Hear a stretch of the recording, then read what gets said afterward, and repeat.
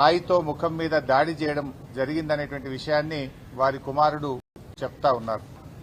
నిజంగా ఈ రాష్ట్రంలో అత్యాచారాలు అనేటువంటివి నిత్య కృత్యం అయిపోయినాయి. మనం చూస్తూనే ఉన్నాం. మొన్న ఈ మధ్య నాగర్ కర్నూలులో చెంచు మహిళ పైన అత్యాచార యత్నం జరిగింది. అదేవిధంగా ఎల్బీ నగర్లో 4 సంవత్సరాల అమ్మాయి పైన అత్యాచార యత్నం జరిగింది. పెద్దపల్లి జిల్లా సుల్తానాబాద్లో 6 సంవత్సరాల అమ్మాయి పైన అత్యాచార యత్నం జరిగింది.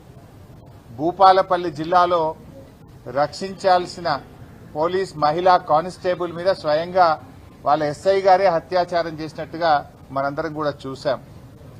వనస్థలీపురంలో ఒక సాఫ్ట్వేర్ ఇంజనీర్ మీద అత్యాచార యత్నాన్ని చూశాం. నల్లగొండ జిల్లా శాలిగౌరారంలో ఒక దివ్యాంగ మహిళ పైన అత్యాచార యత్నం జరిగింది. నిర్మల్ నుంచి బస్సులో హైదరాబాద్కు వస్తా ఉంటే ఆ ప్రైవేట్ బస్సులో డ్రైవరే మహిళ పైన అత్యాచార యత్నం చేసిందని ఆ మహిళ ఉస్మానియా యూనివర్సిటీ పోలీస్ స్టేషన్లో కంప్లైంట్ చేసిన విషయాల్ని మనం చూశాం. అంటే ఇలా ఈ ప్రభుత్వం వచ్చిన తర్వాత అసలు లా అండ్ ఆర్డర్ అంతా కూడా కుప్పైపోయింది. 9 నెలల కాంగ్రెస్ ప్రభుత్వ హయాంలో రాష్ట్రంలో 1900 అత్యాచారం కేసులు నమోదైనాయి. 1900 అత్యాచార కేసులు నమోదైపోయినాయి. సబితక్క గారు అసెంబ్లీలో మాట్లాడుతూ ప్రతిరోజు అత్యాచారాలు జరుగుతున్నాయి, మహిళలకు భద్రత కరువైపోయింది, ఈ ప్రభుత్వం ఫెయిల్ అయిపోయిందని సబితా ఇంద్రారెడ్డి గారు శాసనసభలో మాట్లాడితే మరుసటి రోజే హైదరాబాద్ లో 4 అత్యాచారాలు జరిగినాయి. అసెంబ్లీలో మాట్లాడిన తెల్లారే 4 అత్యాచారాలు జరిగినాయి. అంటే ఈ ప్రభుత్వం మొద్దు నిద్రపోతా ఉంది. ఒకప్పుడు కేసీఆర్ గారి హయాంలో షీ టీమ్స్ పెట్టి రక్షణకు కేర్ ఆఫ్ అడ్రస్ గా హైదరాబాద్ ను మార్చారు. అప్పుడు ఏమన్నారు, తెలంగాణ రాష్ట్రం వస్తే ఇక్కడ శాంతి భద్రతలు ఉండవని, మత కలహాలు జరుగుతాయని, నక్సలైట్లు రాజ్యం వెళ్తారని ఎన్నో అనుమానాలు సృష్టించారు, అపోహలు సృష్టించారు. కానీ కేసీఆర్ గారు 10 ఏళ్లు ఈ రాష్ట్రాన్ని హైదరాబాద్ ను కంటికి రెప్పలాగా కాపాడుకున్నాం. లా అండ్ ఆర్డర్ లో దేశానికే ఆదర్శంగా తెలంగాణని తీర్చిదిద్దారు. మహారాష్ట్రలో ఒక పోలీస్ సమ్మిట్ లో కేంద్ర హోంశాఖ మంత్రి తెలంగాణ పోలీసులు అత్యద్భుతంగా పనిచేస్తున్నారని పబ్లిక్ మీటింగ్ లో కేంద్ర హోంమంత్రి తెలంగాణను ప్రశంసించారు. నేషనల్ అడ్వైజర్ ఫర్ డిఫెన్స్ ఒకసారి మన డీజీపీ, అప్పటి డీజీపీ మహేందర్ రెడ్డి గారితో మాట్లాడుతూ తెలంగాణ పోలీసులు బాగా పనిచేస్తున్నారు, టెక్నాలజీని బాగా వాడుతున్నారు, దేశానికి మీరు ఆదర్శప్రాయము అని చెప్పారు. అంతేకాకుండా గ్లోబల్ సమ్మిట్ లో 2022లో పోలీస్ గ్లోబల్ సమ్మిట్ లో అహ్మదాబాద్ తర్వాత, గుజరాత్ తర్వాత తెలంగాణ రాష్ట్రం హైదరాబాద్ సేఫెస్ట్ సిటీ అని, చాలా క్రైమ్ రేట్ తక్కువగా ఉందని, అద్భుతంగా పనిచేస్తుందని గ్లోబల్ సమ్మిట్ లో కూడా తెలంగాణను ప్రశంసించడం జరిగింది. కానీ ఈరోజు ఏం జరుగుతా ఉంది? రాష్ట్రం ఎటుపోతా ఉంది? హైదరాబాద్ బ్రాండ్ ఇమేజ్ ను దెబ్బతీస్తున్నారు. పత్రికల్లో పతాక శీర్షికన ఈ నగరానికి ఏమైంది అని వార్తలు వస్తా ఉన్నాయి. ఒక్కొక్క రోజు 4 మర్డర్లు, 4 అత్యాచారాలు జరుగుతా ఉన్నాయి హైదరాబాద్ లో. రాష్ట్రం దెబ్బతింటా ఉంది, రాష్ట్ర ప్రతిష్ట మసకబారుతా ఉంది. ఈ రోజు ఈ ప్రభుత్వం వచ్చిన 9 నెలల కాలములో 1900 అత్యాచారాలు, 2600 హత్యలు, 230 స్మగుల్డ్ వెపన్స్ సీజ్ చేయడం జరిగింది. స్మగుల్డ్ వెపన్స్ అంటే గుర్తొచ్చింది. ఈ మధ్య ఒక టీవీలో ఒక పేపర్లో చదివాను నేను. ఒక అమ్మాయి గాజుల రామారం పోలీస్ స్టేషన్ పరిధిలో ఎల్బీ నగర్ ఎల్ఎన్ బార్ దగ్గర పెట్రోల్ దొంగతనం చేస్తుందట. ఆమె బండిలో పెట్రోల్ అయిపోతే పెట్రోల్ దొంగతనం చేస్తే ఆ బార్ యొక్క సెక్యూరిటీ వాళ్ళు వచ్చి ఏందమ్మా ఇట్లా చేస్తున్నావు అని అడ్డుపడే ప్రయత్నం చేస్తే అమ్మాయి తన ఫ్రెండ్కు ఫోన్ చేసింది. 10 నిమిషాల్లో థార్ వాహనంలో 22-24 ఏళ్ల వయసున్న 4 పిల్లలు వచ్చి గాల్లో తుపాకులు తీసుకొని కాల్పులు జరిపి బెదిరించి ఆ అమ్మాయిని తీసుకొని అక్కడి నుంచి వెళ్లిపోయింది. అంటే ఎక్కడికి వెళ్ళి వస్తున్నాయి ఈ తుపాకులు? ఒకప్పుడు బీహార్లో ఉండే ఈ నాటు తుపాకులు ఇవాళ తెలంగాణలో నాటు తుపాకులు రాజ్యం వెళ్తున్నాయి. 22-24 ఏళ్ల యువకుల చేతుల్లో నాటు తుపాకులున్నాయి. పోలీసులు వాళ్ళని సబ్మిట్ చేసినప్పుడు నువ్వు ఎందుకు ఈ తుపాకులు ఎక్కడి నుంచి తెచ్చినావని ఆ పిల్లల్ని అడిగితే బీహార్ పోయి కొనుక్కొని వచ్చినా, మేము రియల్ ఎస్టేట్ వాళ్ళని బెదిరించి డబ్బులు సంపాదించదామని తుపాకులు తెచ్చినామని ఆ పిల్లలు చెప్పినట్టుగా పోలీసులు చెప్పిన వార్త నేను చూశాను. కేసీఆర్ గారి హయాంలో 5 ఏళ్లల్లా 2018 నుంచి 2023 వరకు ఈ స్మగుల్డ్ వెపన్స్ ఎన్ని సీజ్ చేసిందంటే 200 సీజ్ చేసింది. కానీ కాంగ్రెస్ ప్రభుత్వం వచ్చిన 9 నెలల్లో 230 స్మగుల్డ్ వెపన్స్ సీజ్ అయినాయి. అంటే నాటు తుపాకులు రాజ్యం వెళ్తున్నాయి. అడ్డగోలుగా స్మగుల్డ్ వెపన్స్ ఈ రాష్ట్రంలోకి దిగుమతి అవుతా ఉన్నాయి. లా అండ్ ఆర్డర్ కుప్పగూలింది. ఇవాళ ప్రభుత్వం నిద్రపోతున్నటువంటి పరిస్థితి మనం చూస్తా ఉన్నాం. అంటే ఈ రకంగా మొత్తంగా మన రాష్ట్రం యొక్క క్రెడిబిలిటీని దెబ్బతీస్తా ఉన్నది ఈ ప్రభుత్వం. మరి కొత్త డీజీపీ వచ్చిండు. ఈ డీజీపీ గారు వచ్చిన తర్వాత ఆయన వచ్చే అంత 2 నెలలు అయిందో లేదో, 2 నెలల్లో రాష్ట్రంలో 4 మత కలహాలు జరిగినాయి. ఆ రోజు 10 ఏళ్ల కేసీఆర్ గారి హయాంలో ఎక్కడా మత కలహాలు జరిగేది కావు. ఈ ప్రభుత్వం ఇవాళ ఈ డీజీపీ గారు వచ్చినాక 4 జరిగినాయి. ఒకటేమో నిర్మల్లో, రెండవది సనత్ నగర్లో, మూడవది గోషామహల్లో, 4వది జైనూర్లో. 4 చోట్ల ఈరోజు మత కలహాలు జరిగినాయి ఈ డీజీపీ గారు వచ్చిన తర్వాత. సిస్టమ్ మొత్తం కొలాప్స్ అయిపోయింది. ఇలా నేను వ్యక్తిగతంగా ఎవరితో మాట్లాడతలేను. సరి అయిన అధికారిని సరి అయిన స్థానంలో పెట్టాలి. మా మెదక్ జిల్లాలో లా అండ్ ఆర్డర్ ప్రాబ్లం వచ్చి మత కలహాలు జరిగినాయి ఒక 2 నెలల క్రితం.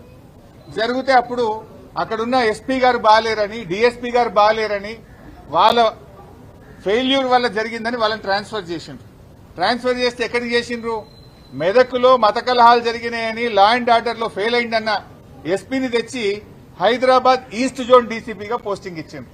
అంటే మీరు అవార్డు ఇస్తుండ్రా, ప్రమోషన్ ఇస్తుండ్రా, పనిష్మెంట్ ఇస్తుండ్రా? అంటే మీరు సరిగ్గా పనిచేయడం లేదు. ఈ విషయాలు ఇవన్నీ కూడా చాలా ఆందోళనకరంగా ఉన్నాయి. అందువల్ల మేము కేంద్ర హోంశాఖను కూడా కోరుతా ఉన్నాం. ఈ రాష్ట్రంలో మహిళలకు భద్రత కరువైంది. ఇవాళ లా అండ్ ఆర్డర్ కొలాప్స్ అయింది. కేంద్ర హోంశాఖ జోక్యం చేసుకోవాలని, కేంద్ర ప్రభుత్వం స్పందించాలని చెప్పి కూడా మేము కోరుతా ఉన్నాం. జాతీయ మహిళా కమిషన్ కూడా స్పందించాలి. ఇలా రోజు మహిళలపై అత్యాచారాలు నిత్య కృత్యమైపోయినాయి ఈ రాష్ట్రంలో. జాతీయ మహిళా కమిషన్ కూడా స్పందించాలని చెప్పి కూడా మేము ఈ సందర్భంగా కోరుతా ఉన్నాం. డయల్ 100 పనిచేస్తలేదు. గతంలో డయల్ 100కి ఫోన్ చేస్తే 5 నిమిషాల్లో 10 నిమిషాల్లో పోలీసు వాహనం వచ్చేది. ఈ మధ్య మనం చూసాం నాగర్ కర్నూలులో ఒక రైతు డయల్ 100కు ఫోన్ చేస్తే 40 నిమిషాలైనా పోలీసు వాహనం రాలేదు. 40 నిమిషాలు కొడుతూనే ఉన్నారు అతన్ని. చివరికి ఆయన ప్రాణం పోయింది, ఆ రైతు ప్రాణం పోయింది. డయల్ 100 కూడా పనిచేయని పరిస్థితి వచ్చింది. ఇవాళ ఏం చేస్తున్నారు అసలు పోలీసులు? ఏం చేస్తున్నారు అంటే ఈ ప్రభుత్వం ఏమైందంటే పోలీసులను తమ పని తాము చేయనీయట్లేదు. పోలీసులను ఇతర కార్యక్రమాలకు వాడుతా ఉన్నారు. మాకు వరద సాయం అందలేదని ఖమ్మంలో వాళ్ళు సోషల్ మీడియాలో పోస్టులు పెడితే ఆ వరద బాధితుల మీద కేసులు పెడతారు. వారికి సహాయం చేయడానికి బీఆర్ఎస్ ఎమ్మెల్యేలు వెళ్తే మా మీద దాడి చేస్తారు. జర్నలిస్టుల మీద ముఖ్యమంత్రి గారి స్వగ్రామంలో దాడులు జరుగుతూ ఉంటాయి. ప్రశ్నిస్తే అక్రమ కేసులు పెడతారు. అంటే మీరు ఇలా దబాయించులు, అక్రమ కేసులు, ఇతర పనులను పోలీసులకు చెప్పి నిజంగా పోలీసులు చేయాల్సిన పనిని పోలీసులు చేయనీయడం లేదు. ఇదే పోలీసులు కదా, ఇదే పోలీసులు దేశంలో తెలంగాణ పోలీసు అత్యుత్తమంగా తీర్చిదిద్దింది ఇదే పోలీసులు కదా. ఆ పోలీసులను మీరు పని చేయనీయడం లేదు. పోలీసులను ఇతర కార్యక్రమాలకు వాడడం వల్ల ఇవాళ రాష్ట్రం యొక్క వ్యవస్థ దెబ్బతింటుంది, రాష్ట్ర ప్రతిష్ట దెబ్బతింటుంది. ఇది అంతా కూడా ముఖ్యమంత్రి గారి ఫెయిల్యూర్. ఈరోజు ఈ ముఖ్యమంత్రి గారు వరద విపత్తు సహాయం చేయడంలో ఫెయిల్ అయిపోయింది, వరద నిర్వహణలో ఫెయిల్ అయిపోయింది, లా అండ్ ఆర్డర్ లో ఫెయిల్ అయిపోయింది, రుణమాఫీ చేయడంలో ఫెయిల్ అయిపోయింది, విద్యా వ్యవస్థను నడిపించడంలో ఫెయిల్ అయిపోయింది. మొత్తంగా ముఖ్యమంత్రి గారు ఫెయిల్ అయిపోయింది. ముఖ్యమంత్రి గారి దగ్గరనే హోంశాఖ ఉంది. ఆయన నిర్వహించే హోంశాఖ ఇవాళ ఎట్లయిపోయింది? రోజు 2 హత్యలు 4 మానభంగాలు అన్నట్టు అయిపోయింది రాష్ట్రం. ఇదా మీరు నిర్వహించేది? ఇదా మీరు ప్రతిష్ట చేసేది? ఎంతసేపు ప్రతిపక్షాలను చేసుడు, మా మీద అక్రమ కేసులు పెట్టుడు, మా ఎమ్మెల్యేలను వేధించుడు, ఎమ్మెల్యేల ఇళ్లకు పోయి కండువాలు కప్పడం మీద బిజీ ఉన్నావు తప్ప పాలన గాలి తొదిలేసింది ముఖ్యమంత్రి గారు. ఈరోజు ఇంకా బాధ కలిగేటువంటి అంశం, నిన్న ఎన్కౌంటర్లు జరిగినాయి.